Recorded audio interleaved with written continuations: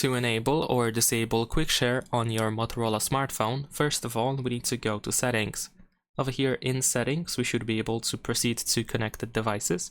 And then in here, you should be able to also find connection preferences. Now in here, we have the quick share option. And if you want to turn it on or off, the quickest way to do so is by going to who can share with you, and then you can toggle the visibility. So if you turn off the visibility, then quick share will be completely off. And if you turn it on, then of course you have quick share enabled. However, in addition to that, you might want to adjust the visibility. So if you set it to contacts or your devices, then of course your visibility will be limited and your phone might not be detectable on another device. So if necessary, switch it to everyone or everyone for 10 minutes, at least for the time when you want to receive the data.